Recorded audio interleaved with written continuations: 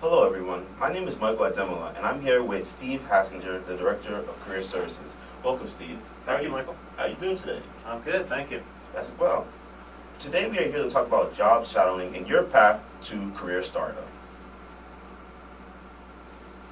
Job shadowing is the opportunity for you to observe what other people, particularly employers at a business or organization, are doing on the job. Job shadowing, the period time-wise can range from maybe an hour to several days, possibly a week. Depending at the organization or the business, could even be a longer period of time.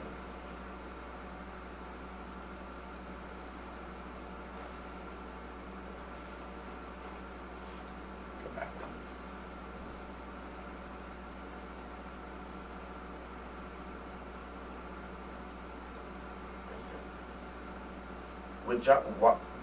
There are several benefits with shadowing a job. By shadowing a job, you are able to establish a network of contacts that will help you link you into the industry that you're trying to get into. You're able to apply what you have learned in the classroom, and you gain hands-on learning experience that can teach you several things that you may not know normally from being in the classroom. It also helps with confirming if the career path is best for you. Mr. Hassinger, can you suggest any other reasons why job shadowing is good for students? I think you've hit upon some really good ones here that are important. I can't emphasize enough the importance of networking in your career field, getting to know people who are professionals, who are already working in that field, who might be able to help you build your network and get hooked up with internship and job opportunities later on down the road. We talked about confirming if your career path is ideal for you. We know that communications is a very broad career field, and there's a lot of things that you can do.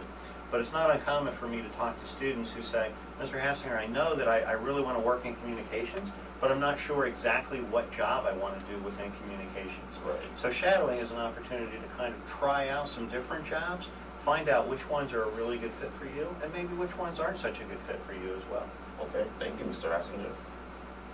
With networking in the job shadowing field, you establish a certain number of connections. You're able to meet people that you normally cannot meet at the classroom, maybe not even at an internship or job fair, because you are at the actual work site where several people of a company, and usually everyone, are located at.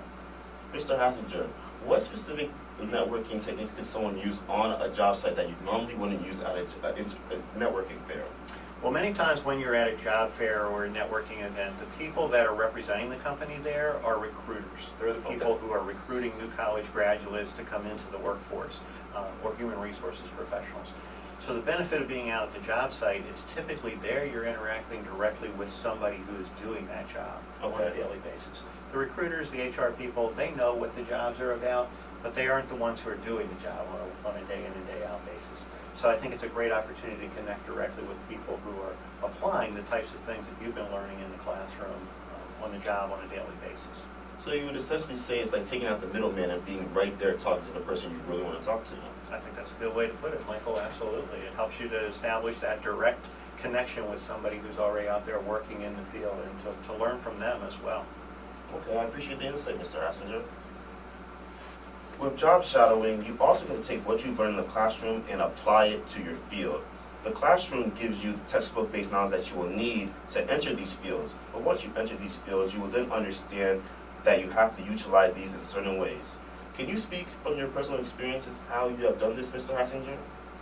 Well, absolutely. For instance, from my education, I know there's many things that I've read in a textbook, and I kind of understand them, but you can't really fully grasp what they mean and how to apply them until you're actually out there doing it in a job on a daily basis. So with shadowing, you're not actually hired and working for the company yet, but it is an opportunity to see how somebody else is applying the types of things that you've been learning, and it's an opportunity for you to maybe try some things out. Depending on where you're going, they may actually allow you to do some hands-on things while you're there at that particular company or organization. So no matter how good the teacher is, at the end of the day, experience is the best teacher. Absolutely, it helps. Okay. There's also hands-on learning that comes with job shadowing. You will learn things at the job that they'll teach you specifically to do what you're required to do. Mr. Hassinger, what specifically have you learned while being hands-on at the job site?